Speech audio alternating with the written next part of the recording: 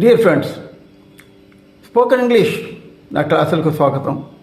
మనం చిన్నప్పుడు ఎన్నో చిన్న చిన్న కథలు నేర్చుకున్నాము.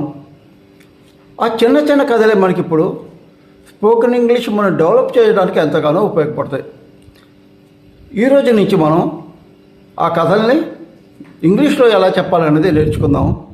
ముందుగా కథని తెలుగులో తెలుసుకొని అదే కథని ఇంగ్లీష్లో ఎలా చెప్పాలనేది కూడాను నేర్చుకుందాం. కానీ ఒకటి మాత్రం గుర్తుంచుకోండి, ఇంగ్లీష్ని తెలుగు నుంచి ఇంగ్లీష్లోకి మక్కి అదేనండి వర్డ్ టు వర్డ్ అంటారు కదా, అలా ఎప్పుడు కూడా ప్రయత్నం చేయకూడదు.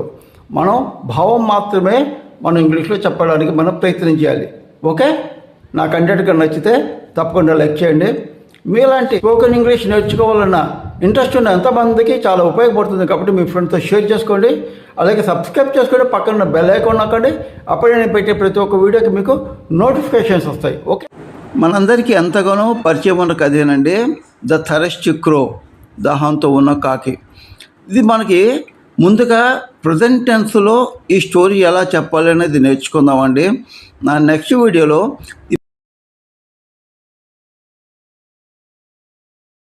టెన్స్లో ఈ స్టోరీ ఎలా చెప్పాలి. జనరల్గా కథలన్నీ కూడాను పాస్ట్ టెన్స్లోనే ఉంటాయండి.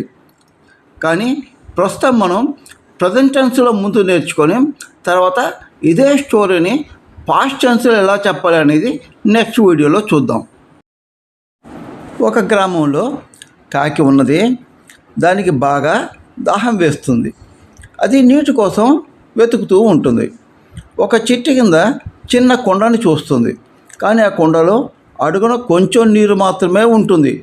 కాకి నీరు త్రాగడానికి బాగా ప్రయత్నం చేస్తుంది. కానీ నీరు త్రాగడానికి వీలు పడదు. నీరు కొండ అడుగున ఉన్నది. కాకికి దాహం వేస్తుంది. అది బాగా ఆలోచించిన తర్వాత దానికి ఒక ఐడియా వస్తుంది.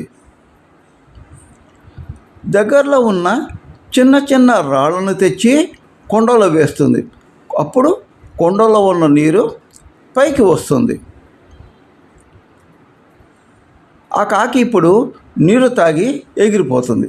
ఇప్పుడు మనం నీతి ఏం నేర్చుకున్నామంటే, జీవితంలో ఇబ్బందులు వచ్చినప్పుడు ప్రయత్నం మాత్రం మానకూడదు.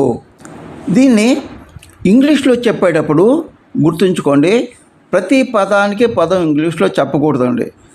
మనకి భావం ముఖ్యం.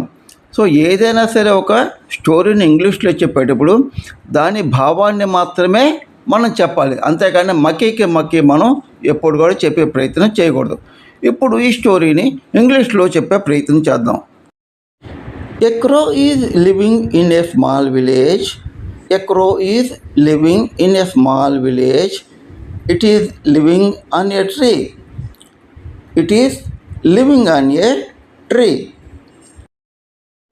The crow is very thirsty. The crow is very thirsty. It is searching for water. It is searching for water in the village. It find a pot. It find a pot. There is little water in the pot. There is little water in the pot. Water is at the bottom of the pot. Water is at the bottom of the pot. Crow is trying to drink water. Crow is trying to drink water, but unable to reach water. But unable to reach water. The crow is thirsty. The crow is thirsty. It think and think. It think and think, and it get an idea. It get an idea. It collect small stones nearby. It collect small stones nearby and drop in the pot. And drop in the pot. The water come up. The water come up. The crow drink water. The crow drink water. The crow fly away. The crow fly away.